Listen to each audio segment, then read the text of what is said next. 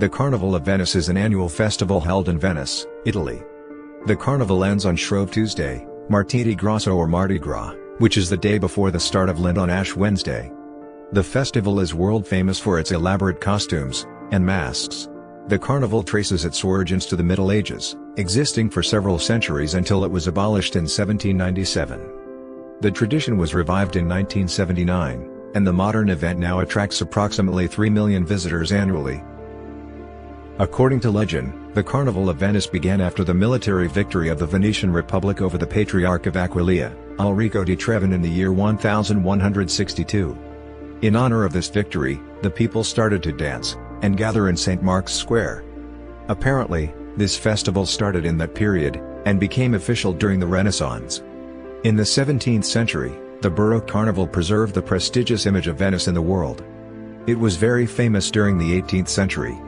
It encouraged license and pleasure, but it was also used to protect Venetians from present and future anguish. However, under the rule of the Holy Roman Emperor, and later Emperor of Austria, Francis II, the festival was outlawed entirely in 1797, and the use of masks became strictly forbidden. It reappeared gradually in the 19th century, but only for short periods, and above all for private feasts, where it became an occasion for artistic creations.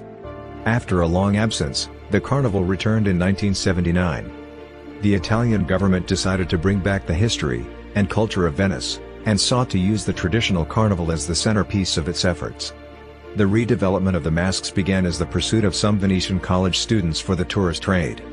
Since then, approximately 3 million visitors have been coming to Venice every year for the carnival.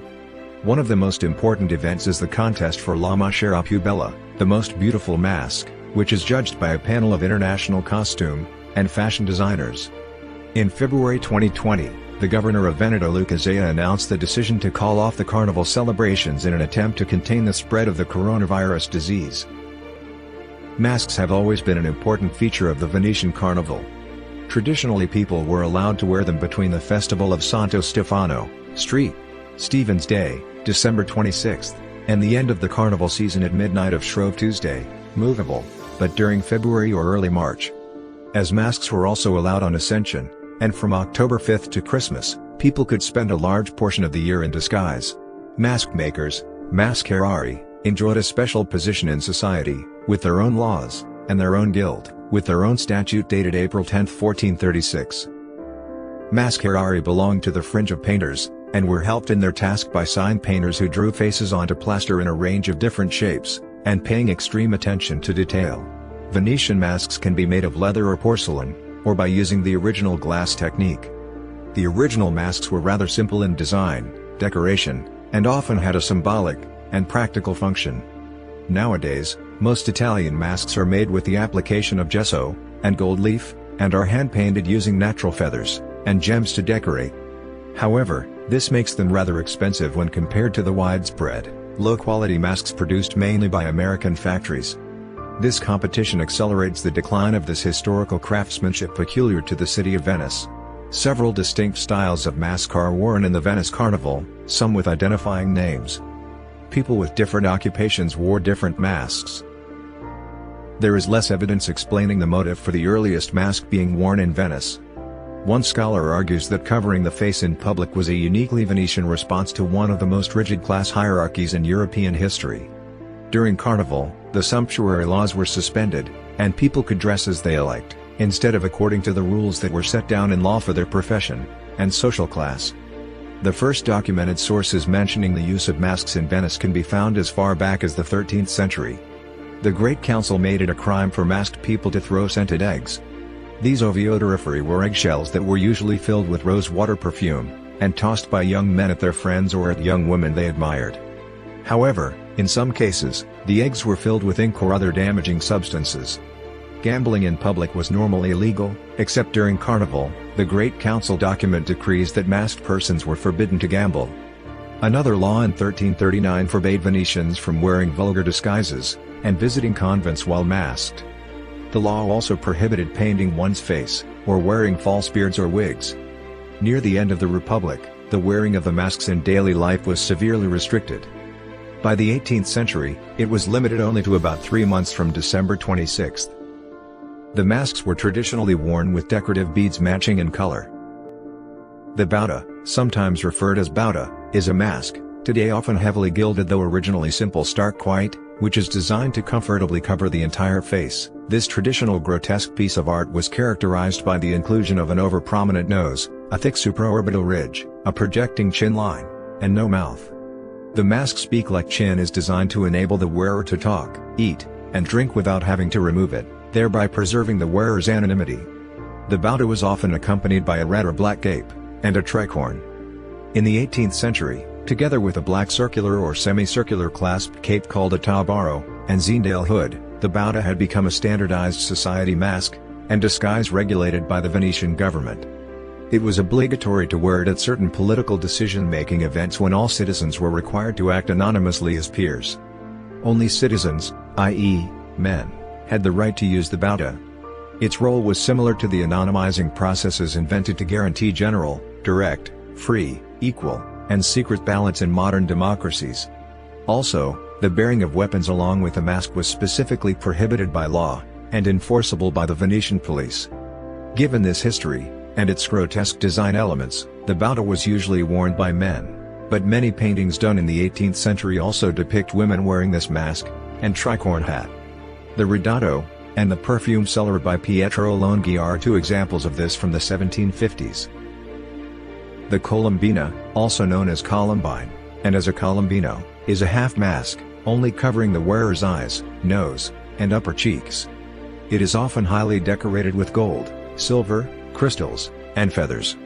It is held up to the face by a baton or is tied with ribbon as with most other Venetian masks.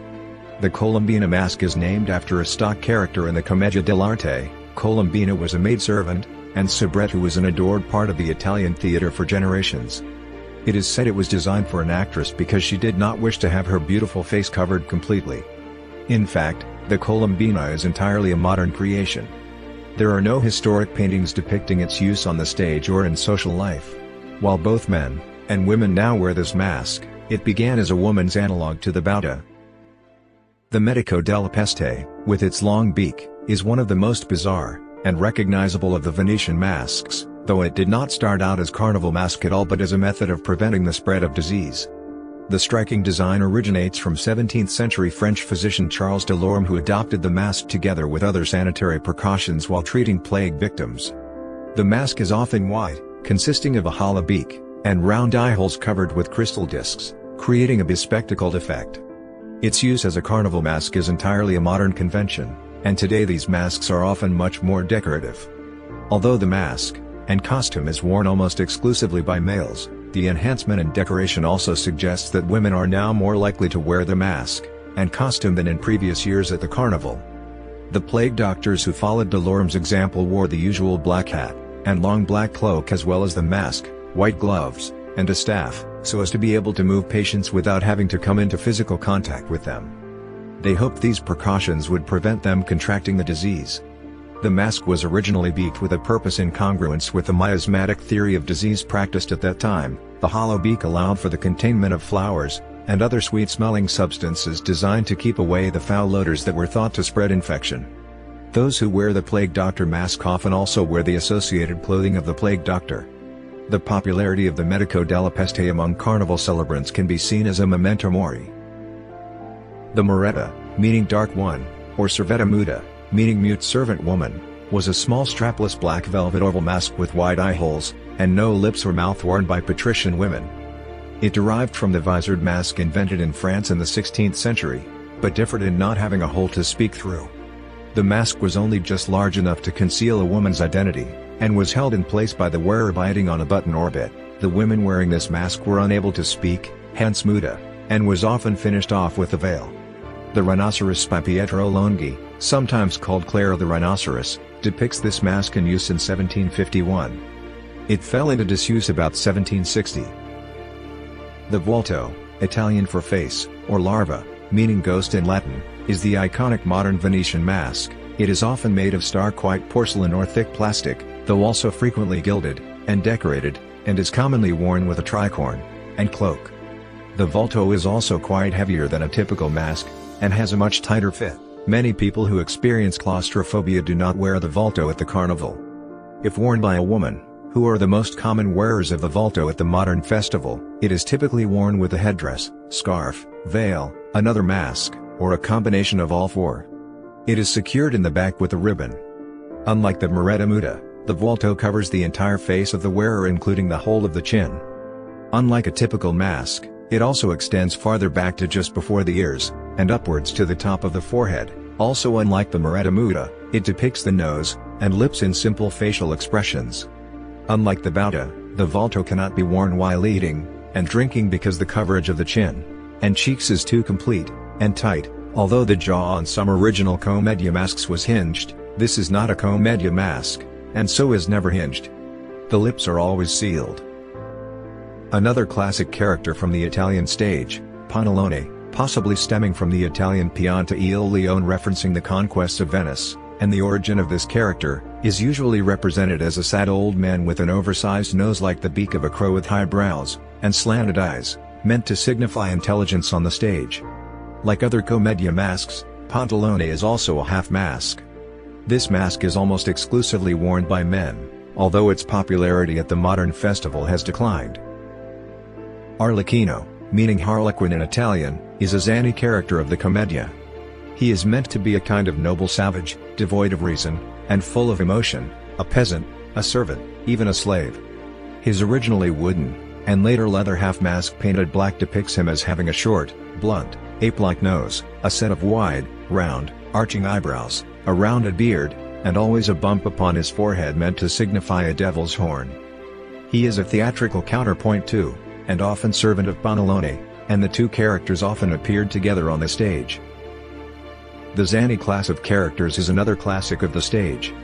Theirs is a half-mask in leather, presenting themselves with low forehead, bulging eyebrows, and a long nose with a reverse curve towards the end. It is said that the longer the nose, the more stupid the character. The low forehead is also seen as a sign of stupidity. The zany are often the supporting characters in a commedia performance, often fulfilling similar societal roles as Arlecchino, though with smaller parts. The short story The Cask of Amontillado, written by Edgar Allan Poe, is set in Venice during the Carnival. Venetian masks feature prominently in the film's Eyes Wide Shut, and Marco Bellocchio's The Witch's Sabbath.